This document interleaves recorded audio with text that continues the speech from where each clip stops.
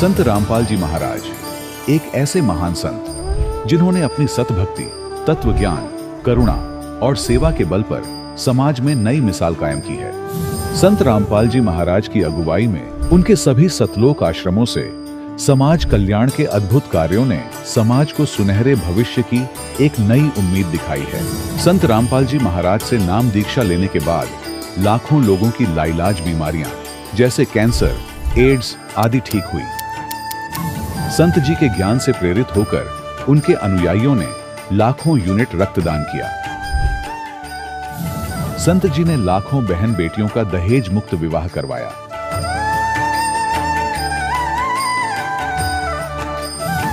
संत जी ने लाखों लोगों का नशा छुड़वाया, करोड़ों उजड़े परिवार बसे। संत जी के आश्रमों में समागम के दौरान निःशुल्क नेत्र चिकित्सा, दंत चिकित्सा प्रदान की जाती है।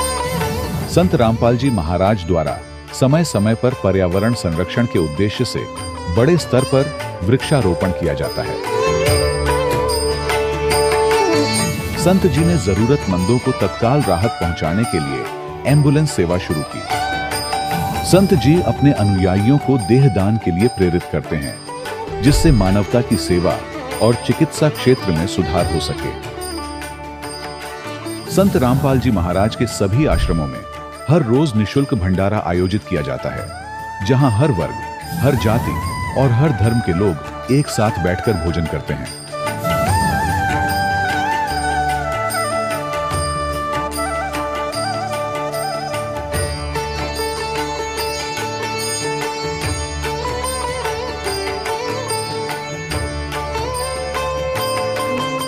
संत रामपाल जी महाराज की अन्नपूर्णा मुहिम ने गरीब और बेसहारा लोगों के जीवन में एक नई ऊर्जा और उम्मीद को जन्म दिया है।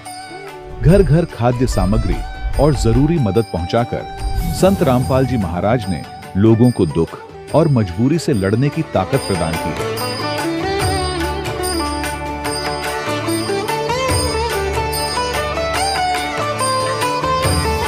संत रामपाल जी महाराज द्वारा गरीब लोगों के लिए घर बनवाने का अद्भुत कार्य एक ऐसी मिसाल कायम कर रहा है जो सदियों सदियों संत जी की उदारता और दया भावना के तौर पर जाना जाएगा।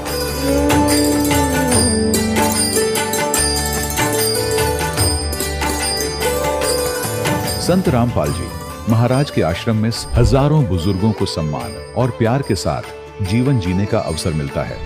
उनके खाने, रहने और स्वास्थ्य की पूरी जिम्मेदारी संत रामपाल जी महाराज उठाते हैं। अनाथ बच्चों के लिए संत रामपाल जी महाराज के सभी आश्रम किसी वरदान से कम नहीं। यहाँ उन्हें शिक्षा, संस्कार और भविष्य के लिए बेहतर अवसर प्रदान किए जाते हैं। चाहे बाढ़ हो, भूकंप या महामारी, संत रामपाल जी महाराज और उनके अनुयायी हमेशा ही जरूरतमंदों के लिए सबसे आगे खड़े रहते हैं। कोविड महामारी के दौरान संत रामपाल जी महाराज के आश्रमों से करोड़ों लोगों के लिए भोजन, दवाइयां और जीवन रक्षक सामग्रियां उपलब्ध कराई गई। चाहे गरीब की मदद हो या किसी शोषित और पीड़ित वर्ग के हक और सम्मान की लड़ाई, संत रामपाल जी महाराज ने हमेशा ही उनकी दबी आवाज को सरकारों तक पहुंचाया है और उन्हें उचित न्याय दिलवाने में अहम भूमिका अदा की है।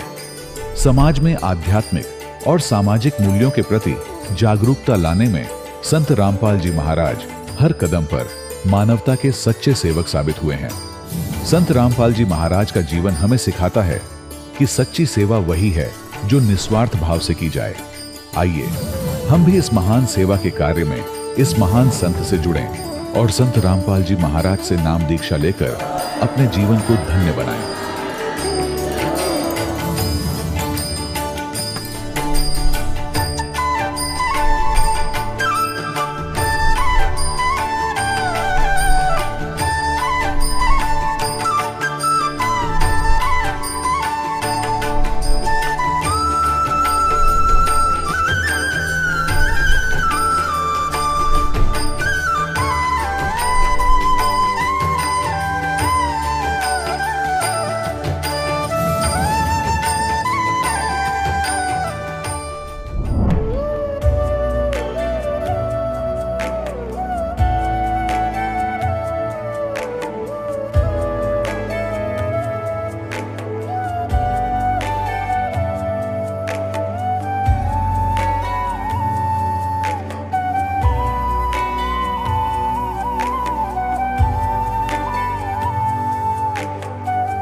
गीता में अर्जुन को स्वयं भगवान कह रहे हैं कि उस परमेश्वर की शरण में जा, उसके लिए उन संतों के पास जा जो तत्वदर्शी हो।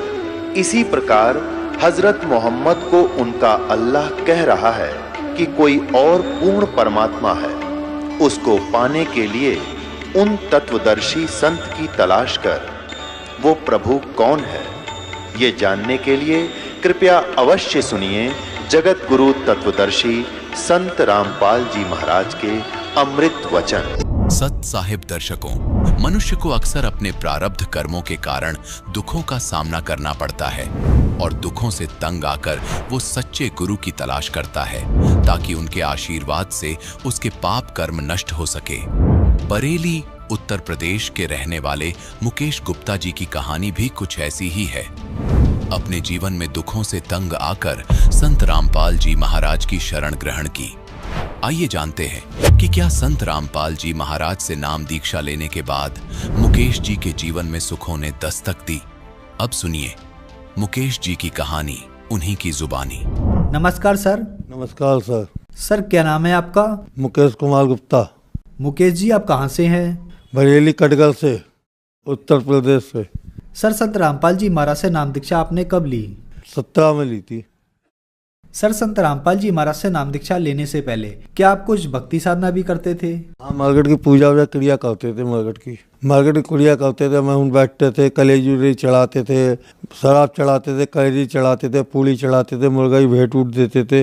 ये सब क्रिया करते थे, खाते पीते थे उन बैठ के। मैं तांत्रिक खुद था साहब साथ की। लोगों की परेशानी दूर करता था। लोग बार मेरे पास आते थे, परेशानी दूर हो जाती थी उनकी, इसलिए मेरे पास आते थे वो लोग। सर जैसा कि आपने बताया कि आप तांत्रिक थे, शमशान घाट में पूजा वगैरह भी करते थे और लोगों की परेशानियां भी ठीक करते थे, तो फिर आप संत रामपाल जी महाराज की शरण में क्यों आए? अच्छा साहब, मैं सबकी परेशानी दूर करता था। सब लोग मेरे पास आते थे, सबकी परेशानियाँ दूर करता था। हल्के करते करते करते करते एक दिन मैं खुद बीमार पड़ गया। जब मैं खुद बीमार पड़ गया तो बहुत ज़्यादा इतना बीमार पड़ गया, टट्टी पेशाब खटिया भी करता था। इससे पहले कुछ संत रामपाल महाराज के शख्स थे, वो मुझसे कहते थे कि भैया नाम लिखसा ले लो, भैया नाम लिखसा ले लो। मैं कहा हटो तुम पागल। मैं खुद को बाथरूम, मेरे पास 100 आदमी मेरे पास आते थे, मुझसे पूजा कराते थे, मुझे पैसे देते थे, मुर्गा चढ़वाते थे, सब काम करते थे। हल्के हल्के मैं करते करते इतना बीमार हो गया, मेरी किडनी फेल हो गई, मुझे पीलिया हो गया, मुझे मतलब टीबी हो गई। उसका डॉक्टर साहब ने जवाब दे दिया कि इन्हें घर ले जाओ। मेरी बहू से कही थी इन्हें घर ले जाओ और घर ले जाओ, जो इन्हें खिलाओ पिलाओ, अब जो इनकी उम्मीद नहीं है कुछ भी। तो मुन्ना भगत जी थे, बोले भाई देखो तुम तो कारीगर, अब तो जा ही रहे हो, एक बार मेरे गुरु जी से नाम लिखा लो, संत रामपाल महाराज से साथ सही हो जाओ। तो उनसे मैं नाम लिखा ली। सर जब आपने संत रामपाल जी महाराज से नाम दीक्षा ली तो क्या आपको लाभ भी प्राप्त हुए? लाभ प्राप्त सबसे बड़े साहब मैं सही हो गया, सब बिन दवा से सही हुआ। कोई ऑपरेशन नहीं, कोई कुछ नहीं, बिन दवा से नाम लिखा लेने से ही, उनके मंत्रों से ही, जाप करने से ही मैं सही हो गया। जब मैंने मतलब भगत लोग लाए थे, मतलब मेरी घरवाली थी, मेरे भगत लोग संग में लाए थे, टेम्पो में डाल के लाए थे 4 लोग नाम लिखा दिलाने के लिए। टेम्पो को डाल के लाया तो मैं बड़ी मुश्किल से नाम लिखा मैंने ली। गुरु जी नाम लिखा दे रहा था, मैं सुन नहीं पा रहा था, लेट के नाम लिखा ली थी, बैठ भी नहीं पा लिया। मुझे भक्तों ने बैठा रहा था उठा उठा के। तब नाम लिखा लेने के बाद मैं घर गया। घर जाकर मेरी भगवती ने नाम लिखा ली थी। वो मतलब जोत जलाती थी, वो सब काम करती थी, मुझे कुछ कर ही नहीं मिलता था। मैं खाली लेटा रहा। 2 महीने तक मैंने भक्ति कतई करी नहीं थी। तो मेरे भगत लोग आए, बोले भगत जी कुछ तो भक्ति करो। तो थोड़ी मैंने भक्ति करी, दंडोत प्रणाम करा हल्के। जिस दिन से दंडोत प्रणाम करा है उस दिन से मैं सही होते ही फिर चला आया हूँ और आज तक सही हूँ बिल्कुल। रामपाल जी महाराज की कृपा से मैं बिल्कुल सही हूँ। मतलब मेरी घरवाली थी, कैंसर हो गया था। तो कैंसर होने के बाद में कैंसर सब जगह दिखाया, मुझे पता था 5 महीने कैंसर है, कैंसर सही हो गया। तो मतलब ऐसा था नाम लिखा लेने से उनका कैंसर सही हुआ। अच्छा, और फिर घर के बहुत सारे लाभ मिले। बहू है हमारे घर में सही हैं, सब काम धंधा बहुत बढ़िया चल रहा। पहले काम धंधा नहीं चलता। पहले जो थी हम लूटा मारी करते थे, किसी को पकड़ लिया 1000 ले लिए, किसी को पकड़ लिया 500 ले लिए, किसी को फ़ोन कर दिया कुत्ते पैसे ले लिए, किसी के पेट में दर्द उड़ा, मतलब लूटा मारी करते रहते थे। सर पहले आप तांत्रिक क्रिया करते थे, तांत्रिक का काम करते थे, तो अब आप क्या करते हैं संत रामपाल जी महाराज से नाम दीक्षा लेने के बाद? तो हलवाई काम करते, कोई काम नहीं करते, कारीगरी करते, ठेकेदारी करते हैं, अपने काम लेते हैं, हियन भी हल्द्वानी भी, अब ठेकेदारी करते हैं, अपने काम करते हैं। अब नशा वशा सब छूट गया, पान बीड़ी सिगरेट कोई नशा की इच्छा ही नहीं होती कतई नशा करें, और ना कभी जिंदगी जीवन में करेंगे। अब डर लगता है नशा से। और लाभ बहुत ही लाभ है, लाभ तो कुछ बता ही नहीं सकते, ऐसे लाभ हुए हैं, हर मेल के लाभ ही लाभ हैं। पहली बात तो आदमी सबसे बढ़िया, जिस्म बढ़िया है, घर बढ़िया है, काम रिक्शा बढ़िया, सभी कुछ लाभ ही लाभ हैं साहब, कोई लाभ बता नहीं सकते, इतने लाभ हुए हैं अब तो। सर जो दर्शक आज आपको टीवी पर देख रहे हैं वो भी किसी न किसी तरीके से परेशान है या बहुत ज़्यादा दुखी हैं, तो उनको संत रामपाल जी महाराज से नाम दीक्षा लेने के लिए क्या करना होगा? उनको कुछ नहीं करना, नाम पट्टी है, नीचे चैनल आता है, उस पर पट्टी है, उस पर नंबर है, उससे नंबर से आप नाम दीक्षा मिल जाएगी। क्या वो भी संत रामपाल जी महाराज से नाम दीक्षा लेने के बाद ठीक हो सकते हैं आपकी तरह? बिल्कुल, जब हम ठीक हो वो भी ठीक हो जाएंगे। हम जब कैसे ठीक हो, हमने 10 अस्पताल 15 अस्पताल घूम चुके हैं, देख चुके हैं, और सब डॉक्टर ने हमें मना कर दिया था कि इन्हें ले जाओ, खिलाओ पिलाओ, जो सही नहीं होंगे।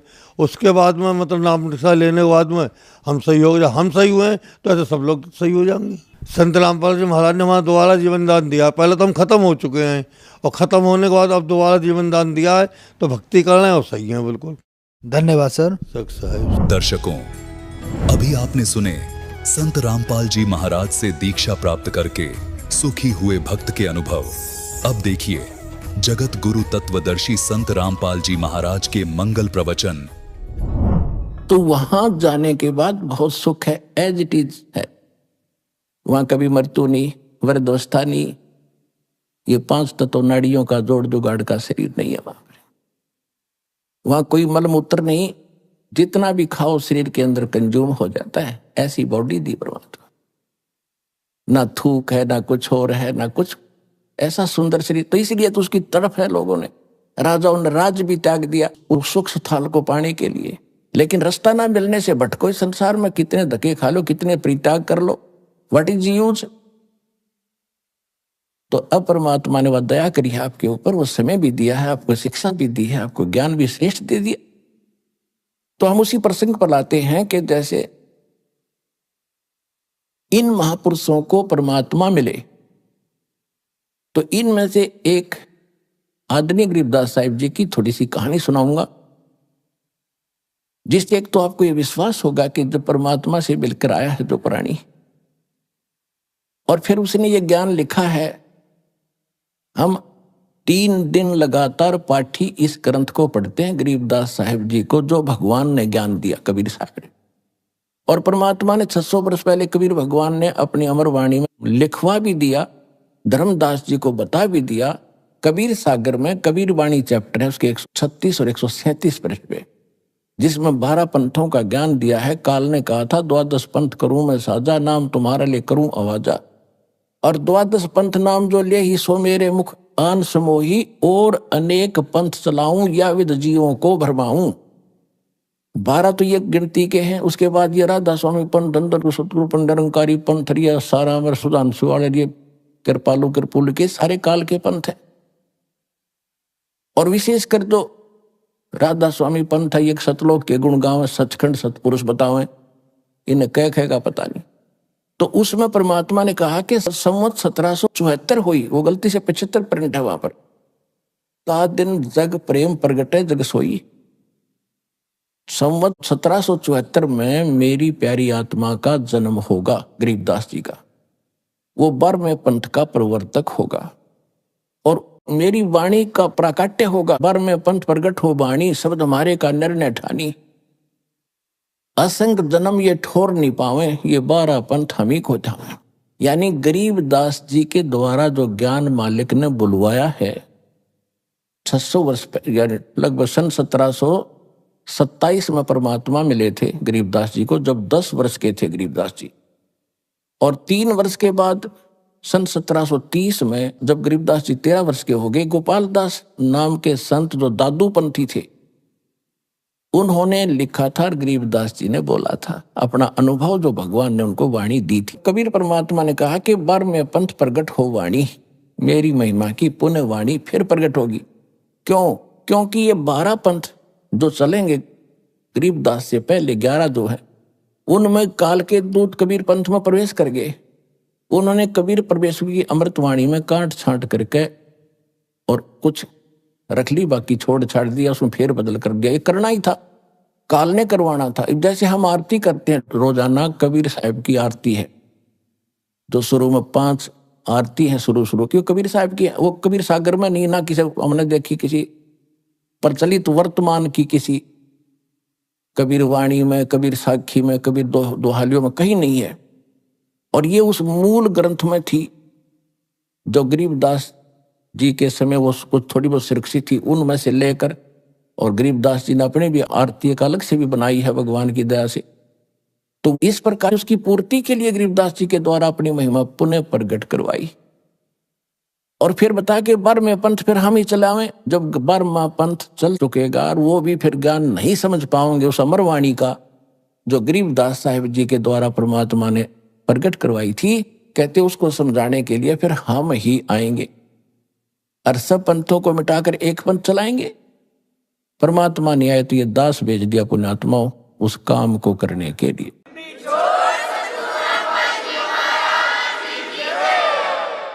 आदरणीय गरीबदास साहिब जी का जन्म गांव छुड़ानी, जिला झज्जर, हरियाणा में हुआ। वहां पर इनके नानके थे। इनकी माता जी का कोई भाई नहीं था, जिस कारण से गरीबदास जी के पूज्य पिता श्री बलराम जी धनखड़ गांव करोथा के रहने वाले थे, जहां अपना आश्रम है। और वहां छुड़ानी के अंदर वो घर जमाई के रूप में रहा करते थे। गरीबदास जी के नाना जी के जमीन बहुत घनी थी, लगभग 1300-1400 एकड़ जमीन थी। 1400 एकड़ किसान थे, जाट थे, तो वहीं रहने लग गए थे। वहीं पर गरीबदास जी का 12 वर्ष रहते हो गए थे तब जन्म हुआ था। जब 10 वर्ष के गरीबदास जी हुए, खेतों में गौवें चराने के लिए जाया करते थे। पहले ऐसे ही परंपरागत जो व्यवसाय होते थे वही करते थे। श्री कृष्ण जी भी गायें चराया करते थे और उनके दूध को, बच्चों को बेचकर अपना निर्वाह किया करते थे।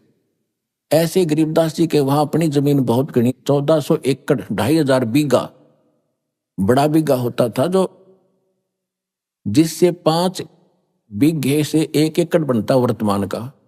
तो उस समय वो बीघा इन बीघों के 4.25 बीघे का 1 बीघा होता था। 4.25 यानी लगभग किला ही हो जाता था, 1.25 बीघा कम। तो इस प्रकार वो 2500 के बीघे के 1400 एकड़ बन जाते हैं, 1350। इतनी जमीन थी और वो जंगल में पशु चराया करते थे, गौओं के साथ पाली जाते थे। 10 वर्ष के बालक थे।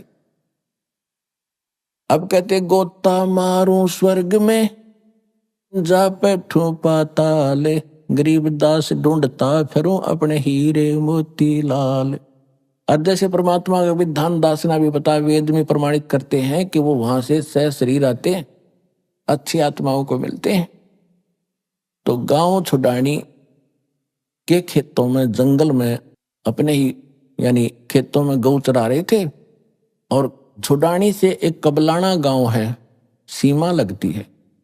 कबलाना गांव झज्जर से बहादुरगढ़ रोड के ऊपर मेन रोड पे है, और छुड़ानी गांव जो है उस मेन रोड से 1.5-2 किलोमीटर हट के अंदर है। एक दुल्हेड़ा गांव से सीधी रोड जाती है, कबलाना से भी अब बाद में निकली है एक रोड, छुड़ानी जाती है। तो कबलाना से छुड़ानी गांव को एक कच्चा रास्ता जाता था, उसी पर सड़क बन गई। अब उस कच्चे रास्ते पर गरीबदास साहिब जी गौ चरा रहे थे।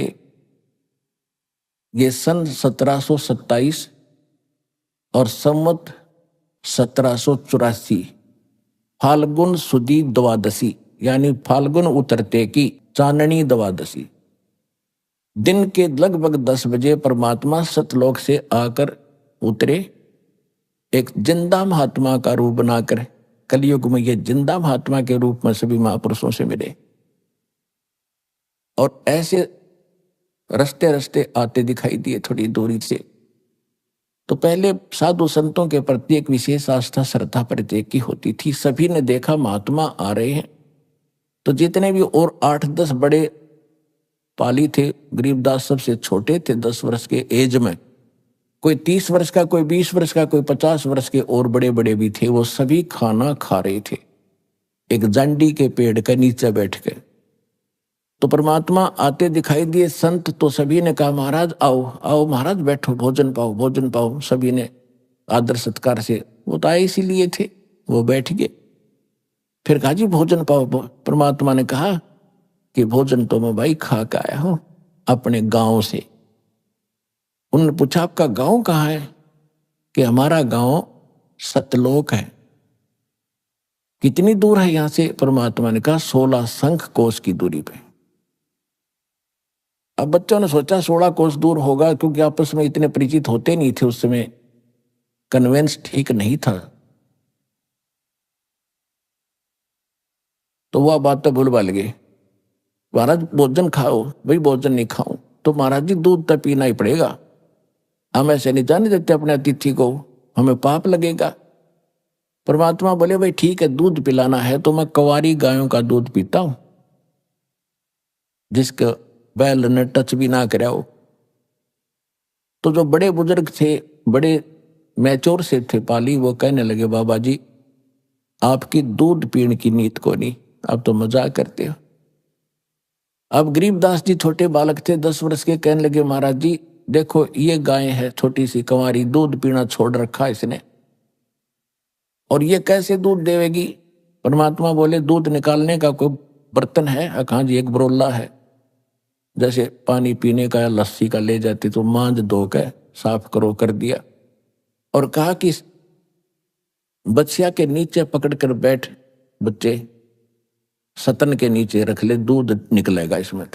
अब बालक था गरीब, और औरों को तो जच नहीं रही थी, बच्चा देखने खातिर देखो क्या होगा, पकड़ के बैठ गए गरीबदास जी गाय की लेवटी के नीचे, सतनों के नीचे कर लिया।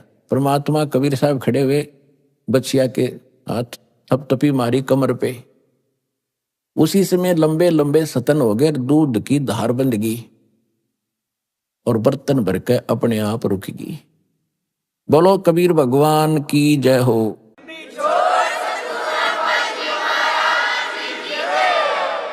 अब सभी आश्चर्यचकित तो हुए। गरीबदास जी ने ला के ले महाराज पी लो। परमात्मा ने कुछ पिया और फिर कहा ले भाई बच्चों पालियो, तुम भी पी लो, गवा लो। अब जो बड़े बड़े ग्वाले थे वो कहने लगे बाबा जी ये जादू जंत्र का दूध है और कंवारी गाय का पाप का दूध हम नहीं पी सकते, और तेरी जात का बेराना तो किस जाति का है, तुम झूठा कर दिया, हम तो ना पीवें।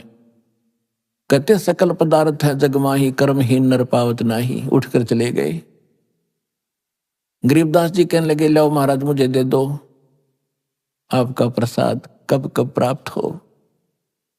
कहते हैं होनहार वीरवान के होत सीखने पात, पूत के पैर पालने में पिछड़ जाते हैं। गरीबदास जी तो आत्मा थी भगवान की, ये शब्द निकलने ही थे कि लाओ महाराज आपका दास पिएगा आपका जूठे दूध का, कब कब प्राप्त हो हमें। शेष बचा हुआ कुछ दूध उन्होंने पिया। फिर परमात्मा ने यह भी कह दिया था कि ये दूध इस कंगाल लोक का नहीं है, ये सतलोक से आया भाई, मेरे गांव से आया।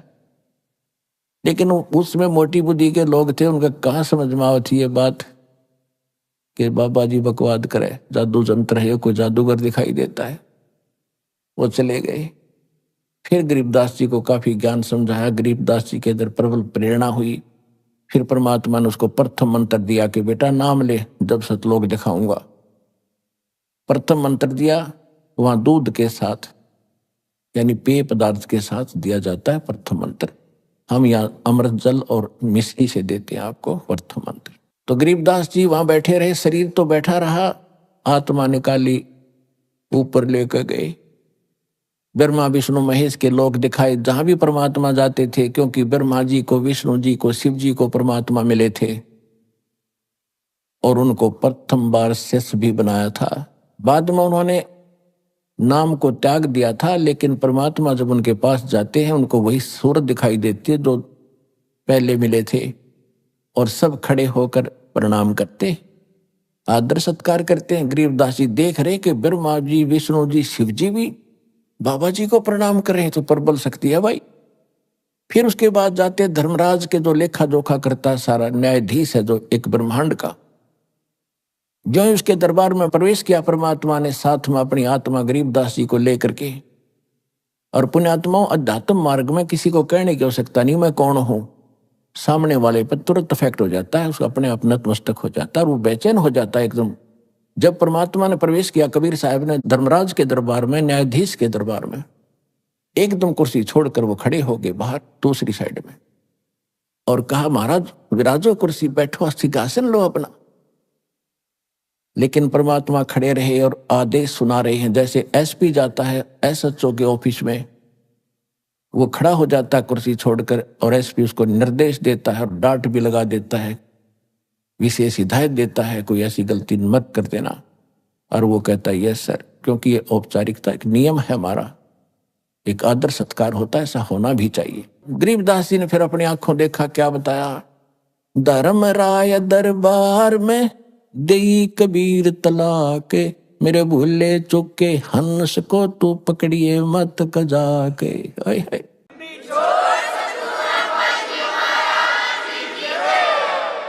जिस न्यायाधीश के सामने ब्रह्मा विष्णु महेश कांपे और उनको परमात्मा कजा कह रहा, कजाक ए नालायक, कजाक माने नालायक, ए नालायक, मेरे भगत को जिसने मेरा नाम ले रखा हो मेरे परम संत से, उसको छेड़ मत देना। बोले पुरुष कबीर से धर्मराज कर जोड़े, तुमरे हंस को पकड़ो नहीं मन 2 लाख करोड़े। कि आपके भगत को मैं नहीं पकड़ूंगा भगवान, लाख दोहाई। फिर उसने अपनी व्यवस्था प्रकट की कि है भगवान, मेरी एक समस्या है कि आपकी शरण में आने से पहले जितने भी प्राणी हैं, इनके पूर्व जन्म के जो संस्कार है मेरे पास अकाउंट है उनका, और यहाँ का नियम है जैसा जिसने कर्म किया है दोनों भोगने पड़ते।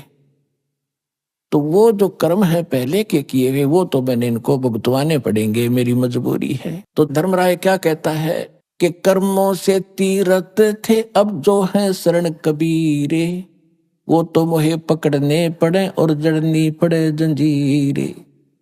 उनको तो मैंने पकड़ना पड़ेगा वो दंड भुगतवाने के लिए। तो क्या बोले परमात्मा, कर्म भरम ब्रह्मंड के मैं पल में करहूं नेश, जिन हमरी दुहाई दी सो करो हमारे पेश। ओए होए होए, ये जो भी तैने इनको मूर्ख बना के ये पाप करवाए, तूने करवाए है। जैसी यहाँ की सरकार है, एक तरफ तो ठेका खोल देंगे, शराब खोल दी, पियो छक्के, और फिर कहते हैं न शराब पी का हाउ लड़ करा इसको अंदर कर दो, और शराब पी का रामायण बांचेगा, हाउ लड़ा करेगा वो तो अकल देखो इनकी।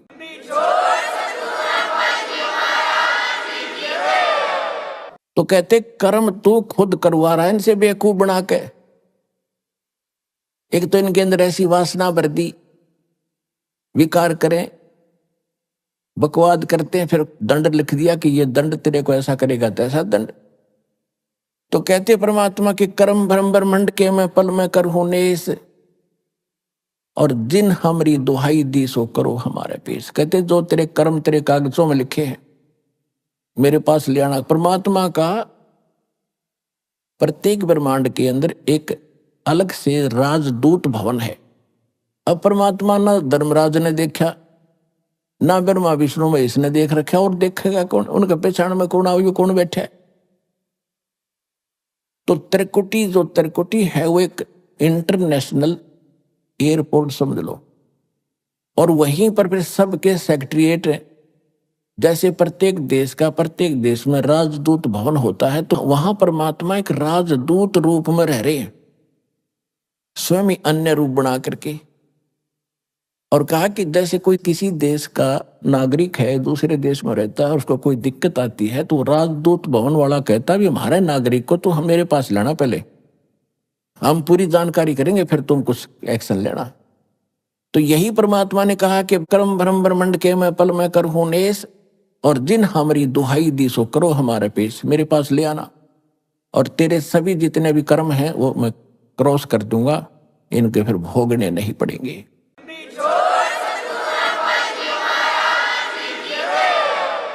और परमात्मा भी अपनी अमर वाणी में कहते हैं, जब ही सतनाम हृदय धरो और भयो पाप को नाश, जैसे चिंगारी अग्नि की वही पड़े पुराने घास।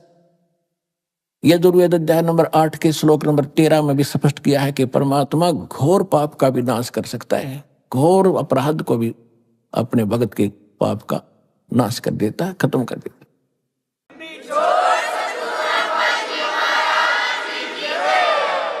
उसके बाद परमात्मा उस स्थान पर पहुंचे जहां ये काल विशेष सतर्क रहता है। उस स्थान पर आसपास किसी जीव की जान की हिम्मत नहीं, जो 11वां द्वार है। अभी तक 10वां द्वार इसका ऊपर गाटा जोड़ रखा था। और एक जम्मू के अंदर है रांजड़ी में मधु परमहंस फौजी, उसका कहते 11वां द्वार का पता लग गया किसी वाणी में कबीर साहिब की। वो ने छाती कुटेक मैंने सबसे अंतिम वस्तु मिल गई, आज तक किसी को नहीं पता 11वां द्वार। बता, यही बात है, हल्दी की गांठ से पंसारी बन जाता है कभी। 11वां द्वार तो वो है जहां 21 ब्रह्मांड का अंड होता है, आगे अक्षर पुरुष के लोक में प्रवेश करना होता है। और उस द्वार के ऊपर ये काल स्वयं बैठा है, किसी पर विश्वास नहीं करता है, कोई इधर निकल नहीं जा, कोई एक भी प्राणी नहीं जाना चाहिए, इसने इतना गजब का जुगाड़ जोड़ रखे। अब जब परमात्मा गरीबदास जी को लेकर जा रहे थे, सामने देखा विकराल चेहरा, उसका ओरिजिनल रूप में बैठा वहां पर।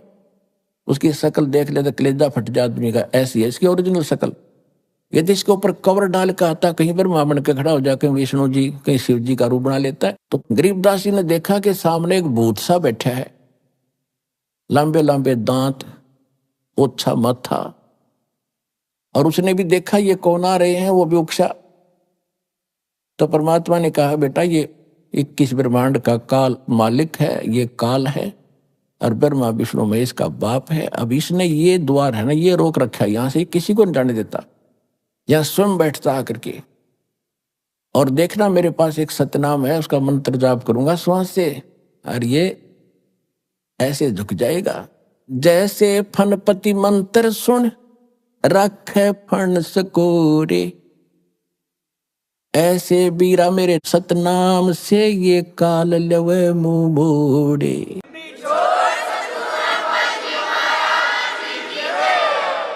जैसे फनपति, फनपति माने नाग, फन ठा रखा उन्होंने डसने के लिए।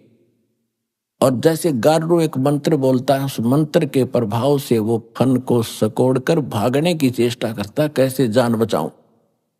तो परमात्मा कहते जैसे फनपति मंत्र सुन रखे फन सकोड़, यानी इकट्ठा कर लेता है, ऐसे बीरा मेरे उस सतनाम से, ओरिजिनल नाम से, यू काल लवे मुंह मोड़, ये भी ऐसे झुक जाता है।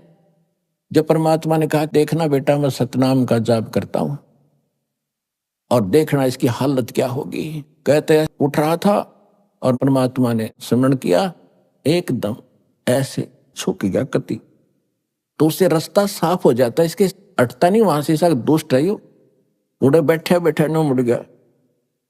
कहते इसके सिर पे पैर रख के दोनों ने कहा, जा बेटा इसके ऊपर गए। और जब आगे 11वां द्वार पार किया,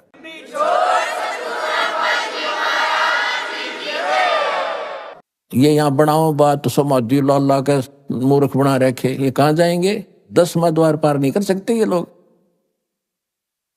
कहते ब्रह्मेंद्र के घाट को खोला तो कोई एक द्वारे से फिर जाते, ऐसे बहुत अनेक। अब जो 11वां द्वार पार करके अक्षर पुरुष के लोक में प्रवेश होते हैं, वो 7 संग ब्रह्मांड का लोक है, उसका स्थान है। और उससे पार करने के लिए हमने उसका टैक्स देना पड़ता है। उसके लिए जो सतनाम के अंदर 2 अक्षर हैं, एक तो ब्रह्म का, इसका टैक्स दे देंगे, जो इसका कर्जा यहां उतार देंगे। दूसरे मंत्र का फिर वहां देते हैं। अब वहां पर भी सारी व्यवस्था दिखाई, सरपुरुष और सब दिखाया भगवान ने। फिर उसमें पार किया, 12वें द्वार को पार करके फिर भंवर गुफा से निकलकर सतलोक आता है। जैसे गरीबदास जी कहते हैं, 12 दर महल मठ बोरे बहुर ना दे धरे। तो वहां जाकर देखा परमात्मा ने, नीचे से तो गए थे जिंदा महात्मा के रूप में, दूसरे रूप में बैठे हैं एक सिंहासन के ऊपर, जिसके एक रोमकूप में करोड़ सूर्य मिला दे, करोड़ चंद्रमा, इतनी रोशनी एक बाल में, शरीर के रोम में। उधर से जिद्दा महात्मा ने वहां से एक चंवर उठाया और परमात्मा के सिंहासन पर बैठे भगवान के ऊपर चौर करने लगे। तो गरीबदास जी ने सोचा, अपने मन में विचार किया कि भगवान तो ये है जो मुकुटधारी बैठा है, कितना सुंदर शरीर है, वो यहाँ का कैसा सुंदर लोक है, कैसे सुंदर बाग बगीचे, झरने बह रहे हैं, कहीं फुहार गिर रही हैं, बिन बादल के वर्षा हो रही है। इतने में क्या हुआ कि सिंहासन पर बैठे भगवान खड़े हुए एक गुम्बज के अंदर बैठे। गुम्बज बहुत बड़ा गुम्बज है, विशाल सफेद गुम्बज है, और वो महात्मा रूप में जो परमात्मा कबीर जी थे वो बैठे सिंहासन पर, और वो नूरी शरीर वाले परमात्मा उस जिंदा महात्मा के ऊपर चौंवर करने लगे, जैसे सेवक किया कर अपने गुरुदेव पे। तो गरीबदास जी ने सोचा, भाई बाबा जी भगवान है या ये परमात्मा है? इतने मोते जो मैं शरीर उस जिंदा जो नीचे से गए थे जिस रूप में मालिक, उसमें समा गई, और इतना नूर हो गया उस बॉडी का, बहुत घना, और चंवर अपने आप घूम रहा है। जब गरीबदास जी ने चरण पकड़े, है परमात्मा, ओए होए आप ही भगवान हो।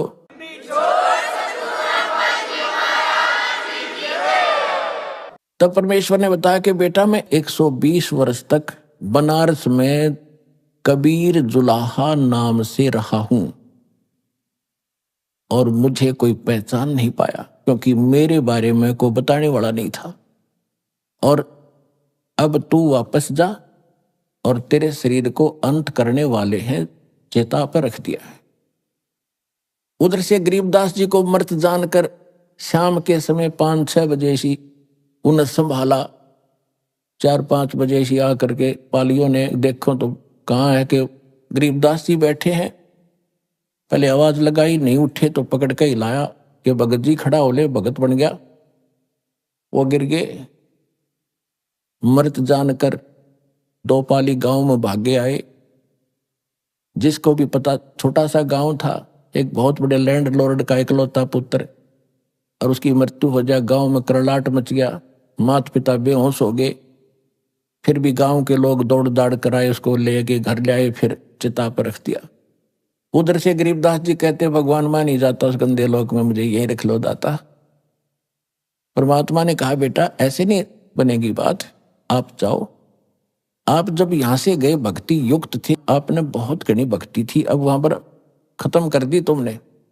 उतनी ही भक्ति युक्त होकर तब यहां आ सकोगे, और मैं तेरे साथ रहूंगा, तू चिंता मत कर। और आप जाओ, मेरे गवाह बनो, आपके भाई बहनों के लिए एविडेंस देना, विटनेस बनना, तब उनको विश्वास होगा। नहीं तो काल ने बुरा जाल फैला रखे है, क्या हाल हो रहा देख, झांक कर देखा नीचे, ये लोग ऐसा दिखाई देता जैसे कीड़े मकोड़े घूम रहे हो, कीड़े मकोड़े ऐसे नजर आते। क्योंकि हमारे शरीर में जीव जंतु एक एक नस नस के अंदर हमारे कीड़े हैं अंदर, ऐसा बुरा हाल है। थूक, बेस्टा, टट्टी, पेशाब सब कुछ अंदर बैठा पड़ा है, ऊपर से चिकना चोपड़ा करके बन गया प्लातून, बैठ गया पर एक छोटे से टुकड़े का प्रधानमंत्री बनकर। कल मृत्यु के बाद क्या होगा, गदा जी। तो वो ना दिखता, वो दिखाने की आंखें बना रहा है दास साहब को, ये मोतियाबिंद हटा रहा है जो भगवान के ज्ञान से हटेगा। तो गरीबदास जी से कहा, जा बेटा, और मैं तेरे साथ रहूंगा, ऐसा मंत्र दूंगा जो थोड़े ही समझण में, थोड़े ही जाप से घड़ी कमाई होया करेगी, और जल्दी तुम उतने ही चार्ज होकर के फिर ले आऊंगा तुम्हें, अपने आप ले आऊंगा मैं, चिंता मत कर। जब गरीबदास जी को वापस छोड़ा, चिता के ऊपर शरीर रखा था, उसमें प्रवेश होते ही ऐसे शरीर हिला और एकदम उठे। ऊपर जो रस्सी बांध रखी थी सब के ऊपर, वो अपने आप टूट गई, नीचे खड़े हुए एकदम। अब वैसे तो गरीबदास जी सोचते स्वप्न होगा, और वहां हाहाकार मच रही, कुल सारे गांव के लोग इकट्ठे, और चिता में तैयारी कर रखी अग्नि लाने की। जब उसको यकीन हुआ सचमुच में कहीं भगवान के साथ गया था, अब वहां सब ने खुशी की लहर दौड़ गई, लड़का जीवित हो गया, लड़का जीवित हो गया, क्या बात कही। लेकिन वो या वाणी बोलने लगे, सिंपल बात भूल गए सारी। कोई पूछे कहाँ गए थे, कहाँ है भगवान, तो वाणी के द्वारा उत्तर देते, पर पट्टन पर लोके है जा अदली सतगुर सारे, भक्ति हेत से उतरे पाया हम दीदारे। अलल पंख अनुराग है सुन मंडल रथीरे, दास गरीब उदारिया मोय सतगुरु मिले कबीर। अजब नगर में ले गए हमको सतगुरु आने, जल के बिंब अगाध गति वहां सूते चादर तान। अब यह भाषा गांव वाले नहीं समझे। उनने सोचा जंतर मंत्र के दूध ने पी का यो लड़का पागल हो गया, हे भगवान शुक्र है जीवित तो हो गया। तो गरीबदास जी को पागल कहने लगे, बावड़िया, पागल बावड़ा। और ये सोचा गांव वालों ने भी कोई बात ना है बेटी, क्योंकि उस गांव की बेटी थी उसकी माता, कि यह बेटी जैसा भी बेटा है पागल है जैसा है, इसको देख के अपना जीवन निर्वाह कर लेगी, ना तो यह मर जाती रो रो के। जब 3 वर्ष बीत गए, 13 साल के गरीबदास जी हो गए, ऐसे सब पागल कहने लगे, बावड़िया कहने लगे भगवान को। एक दादू पंथी गोपाल दास नाम के संत थे जो दादू जी के पंथ से थे, और दादू जी को भी परमात्मा मिले थे, ऐसे जैसे गरीबदास जी को मिले, ऐसे नानक जी को मिले, ऐसे धर्मदास जी को मिले, मुल्कदास जी को मिले, गीसा दास जी को मिले थे, न्यू मिले थे जिंदा महात्मा के रूप। तो वो वाणी का मर्मज था, समझता था संतों की महिमा को। और वहां उनका कोई सेवक था, उसमें वो ऐसे 2 वर्ष 3 वर्ष में चक्कर लाया करता था। सुडानी में आके उस भगत के अपने सेवक के वहां वो गोपाल दास रुका। तो सेवक ने कहा, महाराज एक बाबा जी ने कोई जादू जंत्र का दूध बछिया का निकाल के हमारे एक चौधरी के बच्चे को पिला दिया, और वो पागल हो गया। उस दिन के बाद वो तो मर गया था, दोबारा भगवान ने दया करी जीवित हो गया। उठ जीवित होने के बाद पागल है, पागलों वाली बातें करता है। और संत की विद्या संत ही काट सकते हैं। आप कृपा करो, कुछ दया कर दे तो बहुत अच्छा हो जाएगा, जीवन सुधर जाएगा बालक का। अब जो जितना जादू जंत्र जाना है, जंतर मंत्र सभी सोचते मैं श्रेष्ठ हूं। उसने कहा बुलाओ। अभी आपने सुने संत रामपाल जी महाराज के मंगल प्रवचन।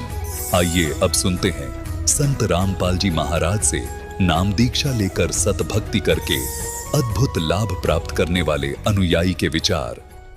दर्शकों, शिक्षा की सबसे बड़ी उपयोगिता तब होती है जब वह न केवल व्यक्ति के भौतिक जीवन को बल्कि उसके आध्यात्मिक जीवन को भी सफल बना दे। आमतौर पर लोग पढ़ाई लिखाई कर नौकरी पाने को सफलता मानते हैं, लेकिन असली सफलता तब मिलती है जब व्यक्ति शिक्षा के माध्यम से शास्त्रों में लिखे गूढ़ रहस्यों को समझकर सही आध्यात्मिक मार्ग पर चले। इसी असल सफलता को हासिल किया है नेपाल के स्कूल सुपरवाइजर रह चुके सुखदेव शर्मा जी ने। सुखदेव जी ने संस्कृत में मास्टर्स की है और शिक्षा का सही लाभ उठाते हुए काफी ग्रंथों का अध्ययन भी किया है, जिसमें काफी संत, महंत और महर्षियों का जिक्र आता है। और साथ ही सुखदेव जी को ग्रंथों में मिला एक शब्द तत्वदर्शी संत, जिस शब्द ने उनके मस्तिष्क में एक बहुत बड़ा प्रश्नवाचक चिन्ह खड़ा कर दिया कि आखिर तत्व क्या है और कौन है तत्वदर्शी संत।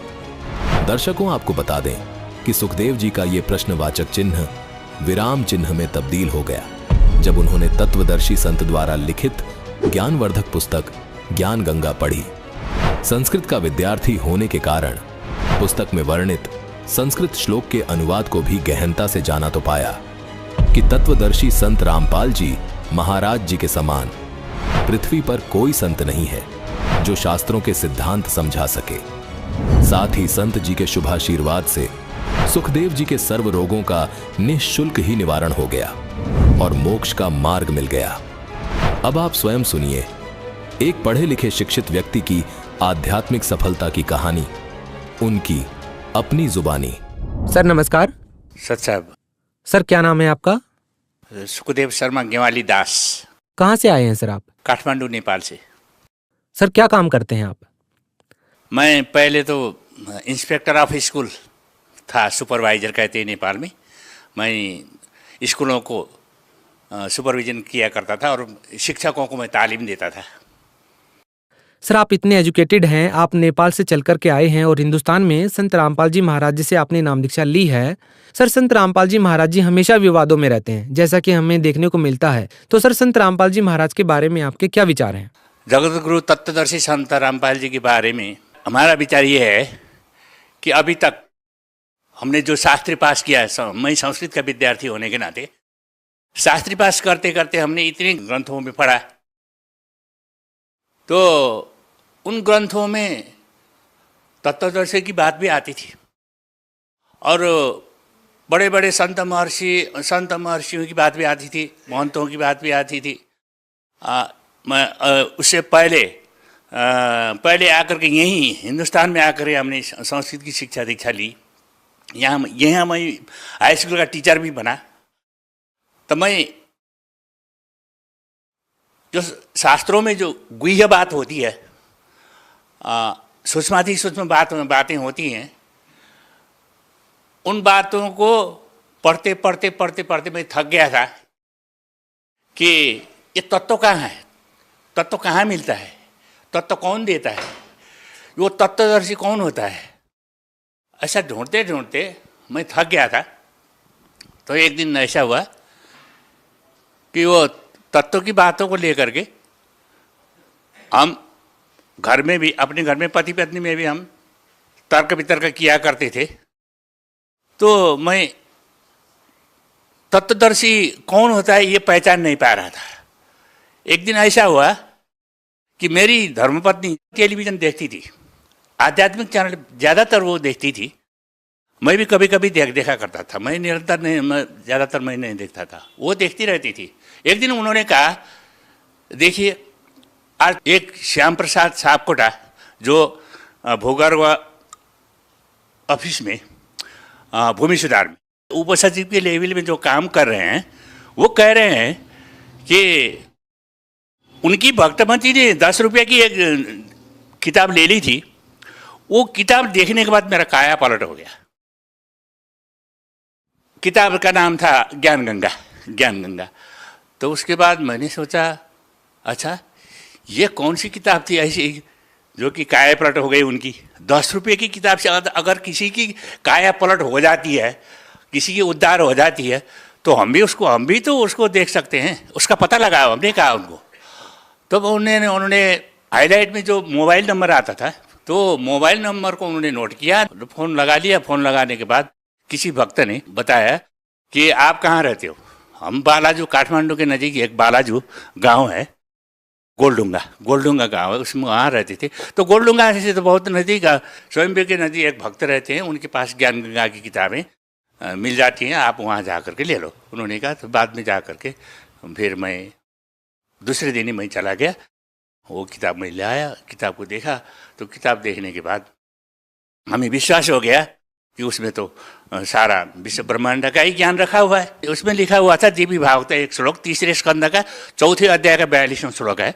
वो श्लोक मुझे याद है, ब्रह्माहमीश्वर वर किल ते प्रभावात् सर्वे वयं जनियुता नयदातु नित्या केन्येषुरा शतमख प्रमुखाश्च नित्या त्वमेव जननी प्रकृति। इसमें लिखा है, इसमें एक वाक्य आता है, सर्वे वयं जनियुता। ब्रह्मा विष्णु शंकर तीनों मिल करके भगवती के पास जाकर, दुर्गा के पास, शेरा वाली जो दुर्गा है उनके पास जाकर के उन्होंने कहा कि भगवती माता, हे भगवती, सर्वे जन, अगर हम मरणशील हैं, हम इतने सबसे बड़े हम देवता हैं, हम ही मरणशील हैं, तो इस दुनिया में और कौन होगा जो नाशवान नहीं है। तो जो नाशवान नहीं वो तो आप ही हैं, सतत सदा रहने वाले तो आप ही हैं।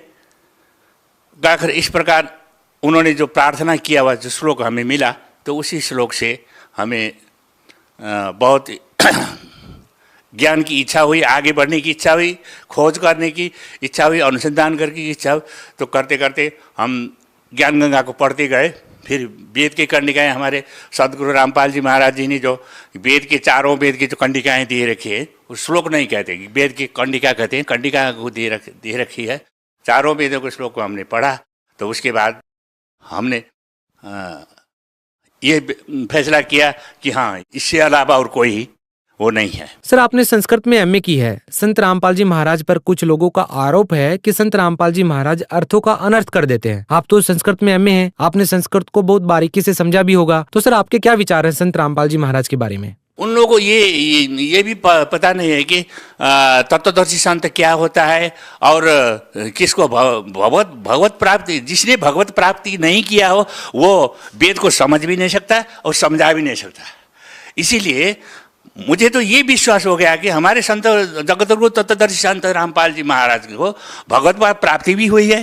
पूर्ण ब्रह्म परमेश्वर भगवान ने दर्शन भी दिया है। तत्वदर्शी संत की उदय सदा नहीं होती, करोड़ों वर्ष में एक आध बार ही होता है। ये हमारा सौभाग्य है कि 600 वर्ष कबीर परमेश्वर का बनारस में आए थे।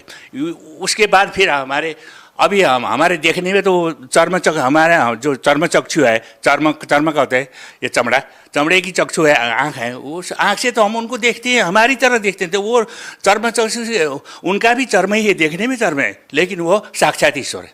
हमारे जो तत्वदर्शी संत रामपाल जी महाराज हैं, इन वेदों का संपूर्ण निचोड़ निकालने के लिए जो यहाँ अवतरण हुआ है उनका, वो साक्षात ईश्वर के रूप में अवतार हुआ है, पूर्ण ब्रह्म परमेश्वर के रूप में अवतार हुआ है, कबीर परमेश्वर के रूप में अवतार हुआ है। इसके अलावा इस विश्व ब्रह्मांड में कहीं भी कोई भी विकल्प नहीं है।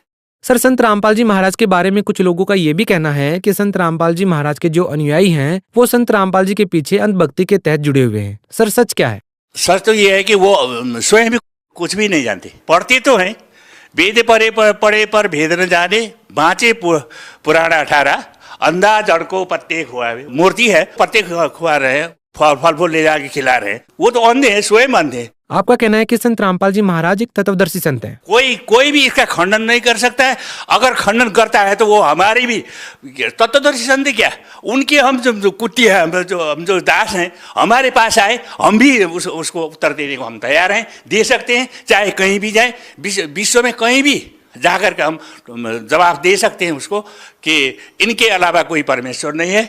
इन्होंने जो समझा है, ठीक समझा है, वही यह शास्त्र विधि वर्तते ही कामकारत न सिद्धिम वापनोति न सुखम। जो शास्त्र विधि के अनुसार जो भक्ति दिया है, इन्होंने सही भक्ति दिया है और सही भक्ति दे करके सही जगह पे हमें ले जा सकने वाले भगवान यही हैं। इसके अलावा और कोई इस प्रकार का शक्तिशाली पुरुष इस संसार में, इस विश्व ब्रह्मांड में जन्मा ही नहीं अब तक। सर, संत रामपाल जी महाराज में व अन्य धर्मगुरुओं में आपको क्या अलग लगता है? संत रामपाल जी महाराज ने अन्य धर्मगुरुओं से क्या अलग बताया है? अन्य संतों से ये बताया है कि उन्होंने जो कुछ पढ़ा समझा और दूसरे को अपना शिष्य भी बना रहे हैं, अब अपना धर्म भी बता रहे हैं, वास्तविक भक्ति नहीं बता रहे, सद्भक्ति नहीं बता रहे। हमारे संत रामपाल जी महाराज जो बता रहे हैं, सद्भक्ति बता रहे हैं। उस सद्भक्ति के अनुसार उसमें जो सिद्धांत भी है, व्यवहार भी है। सबसे पहले तो सिद्धांत को समझा दिया। सिद्धांत के बाद उन्होंने ये कह दिया कि देखो, अगर ये सिद्धांत को समझने के बाद अगर मर्यादित भक्ति नहीं करोगे, भक्ति करो मर्यादा में रहो, ऐसा है उनकी वाणी, ऐसी है, भक्ति करो मर्यादा। अगर मर्यादित तरीके से आप व्यवहार में नहीं आओगे, व्यवहार में नहीं उतरोगे, तो आप फिर फिसल जाओगे, आप फिर गड्ढे में गिर जाओगे। सर, आप भगत समाज को क्या संदेश देना चाहेंगे? जो भक्ति में अब आए हैं उनको भी भूरी भूरी प्रशंसा करते हुए, मैं इस विश्व में जितने भी हिंदू संस्कार में जन्म ले चुके हैं और जो हिंदू संस्कार में जन्म नहीं ले चुके हैं, जैसे क्रिश्चियन लोग भी हैं, मुसलमान लोग भाई हैं, वो सब इस ज्ञान को समझें। सबसे पहले समझें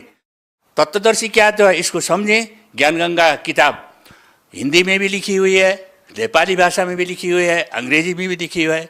सबसे पहले इसको पढ़ें, फिर यहाँ आकर के हमारे सदगुरुदेव से नामदान लें और अपनी कल्याण करवाएं।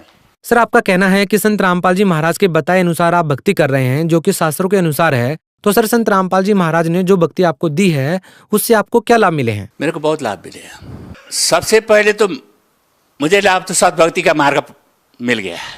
सबसे बड़ा लाभ तो ये है, मैं जीवन मरण से मैं रहित हो सकता हूँ। अगर मैं दृढ़ भक्ति मैंने किया तो मैं बस वो अविनाशी जहाँ जाकर फिर लौट के आना ही नहीं पड़ता है। उस भक्ति मार्ग को मैंने पता लगा लिया मुझे फिसलना नहीं चाहिए। दूसरा ये है कि शारीरिक और मानसिक जो लाभ होते हैं, तो मेरा शारीरिक लाभ भी है मुझे। मैं हृदय रोगी हूँ, मेरा हृदय रोग था और डॉक्टरों ने मुझे बचा लिया था। तो वो कहते थे कि 2-3 महीने बाद आप यहाँ आकर के फॉलोअप में आओ और अपना चेक करा लिया करो, नहीं तो फिर तुम्हारा फिर हार्ट अटैक हो जाएगा, तो मर जाओगे, ऐसा कहा था। तो संत रामपाल जी महाराज के पास जब ज्ञान गंगा के माध्यम से जुड़ गया, इस मिशन में जुड़ गया और सतलोक आश्रम में मैं आया, आने के बाद हमारे गुरुदेव ने मेरे सिर में जब हाथ रख दिया, हाथ रखने के बाद पहली बात तो ये है कि ये हृदय रोग है, मुझे तो ऐसे अभी भी ऐसे आभास हो रहा है, अब मेरा कोई रोग ही नहीं है। सर्दी जुकाम बहुत लगता था हमें, सुबह से शाम तक छी छी छी छी करता, छींकियाँ आती रहती थी, वो बंद हो गया। मुझे दमा होता था, मेरे पिताजी 60 वर्ष में गुजर गए दमा के कारण। मुझे वही दमा, क्योंकि वो हेरिडिटी होती है ना, हेरिडिटी के कारण मुझे भी दमा हो गया था। दमा अब नहीं है, बिल्कुल शून्य अवस्था में। कितनी उम्र हो गई सर आपकी? मैं 71 साल का हो गया, 71। इसके बाद मेरे शरीर में एलर्जी होता था। मैं जब भी स्नान करता था, सवेरे उठ करके 4 बजे उठ करके धोती लगाना, पाठ पूजा करना, ये सब करता था। तो एलर्जी की दवाई हर रोज मैं लगाता था। अब मैं एलर्जी का दवाई मैं शरीर में कभी भी नहीं लगाता। संत रामपाल जी महाराज से बहुत सारे लोग जुड़ रहे हैं, उनके द्वारा बताई गई भक्ति साधना कर रहे हैं। सर कैसा लगता है आपको? ये तो बहुत अच्छी बात है, क्योंकि भक्ति मार्ग का पता लग गया है। भक्ति मार्ग को पता लगने के बाद आदमी की जो मस्तिष्क जो है, मुंडई, संस्कृत में एक वाक्य आता है, मुंडई मतिर्भिन्ना। प्रत्येक आदमी की मुंड में, आपके एक ही परिवार में भी मुंड में भिन्न भिन्न मति होती है, भिन्न भिन्न बुद्धि होती है। तो बुद्धि के अनुसार ही आदमी चलता है। तो ये जो भक्ति है, सभी की जानकारी में नहीं आती। तो इसको देखने के बाद आदमी को आश्चर्य होता है कि ऐसा भक्ति तो कहीं भी नहीं था। तो एक बार कम से कम हम भी परख के देखें। तो वो जब देख लेता है, थोड़ा भी 1-2 पढ़ने, सारी ज्ञान गंगा की पूरी किताबें पढ़ने की कोई आवश्यकता ही नहीं है। मैंने भी 10-20 पढ़ने के बाद ही मैं यहाँ आ गया था। तो थोड़ा सा जब पढ़ लेता है ना, नास्टिडम की बातें भी वहाँ लिखी हुई हैं, भक्तजनों के लिए लेख भी उसमें हैं, और उसके बाद जो सैद्धांतिक बातें हैं, वेद की कंडिकाएँ हैं, और भागवत, श्रीमद् भागवत, देवी भागवत की श्लोक भी लिखी हैं। अब अगर पढ़ा लिखा आदमी अगर उसको एक दो श्लोक देख करके, उसका अर्थ देख करके गहन दृष्टि से अगर देख लेगा ना, वो पता लगेगा हाँ भाई, इससे ये तो बहुत अच्छी बात है, ये तो ऐसा ज्ञान तो संसार में कहीं भी नहीं है। तो हमें देख लेना चाहिए कम से कम। हमारे वो ये गुरु कौन है, ये ऐसी शिक्षा कौन देता है, कौन ये वो गुरु कौन से हैं, कह करके वो परीक्षण के लिए भी हमारे गुरुदेव के पास आते हैं। और आने के बाद आते ही वो उनमें ऐसा प्रभाव पड़ जाता है कि हमारे गुरुदेव की संस्कार ही ऐसी हैं, सभी को बेटे करके बेटी का करके संबोधन करते हैं, आशीर्वाद भी देते हैं, बड़े सहज स्वभाव है, उज्ज्वल प्रतिभा है, तो कोई भी भेदभाव नहीं है। भगवान जो व्यवहार करता है दूसरों को व्यवहार, तो वो उसमें वो भेदभाव की दृष्टि से कहीं भी नहीं देता। वसुधैव कुटुंबकम, संस्कृत में आता है वसुधैव कुटुंबकम, वसुधाई संसार ही हमारा कुटुंब बराबर है, परिवार बराबर है। यही दृष्टिकोण हमारे सदगुरु रामपाल जी महाराज के मस्तिष्क में रहता है। वो सभी को अपने बच्चे की तरह समझते हैं, सभी को सत्कर्म में लगाते हैं। वो कहते हैं कि बार बार कहते हैं कि तुम मर्यादित काम करो, मर्यादा में रहो और भक्ति करो, मर्यादा में रहो और कर्म करने की सभी छूट है। और जो खाने का चीज़ है वो खाओ, न खाने वाला चीज़ मत खाओ।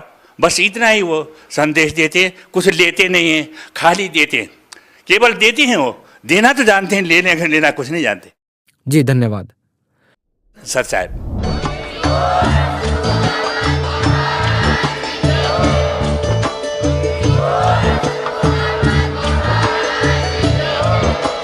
आप सुन रहे थे जगत गुरु तत्वदर्शी संत रामपाल जी महाराज जी के मंगल प्रवचन। अधिक जानकारी के लिए विजिट कीजिए हमारी वेबसाइट www.jagatgururampalji.org।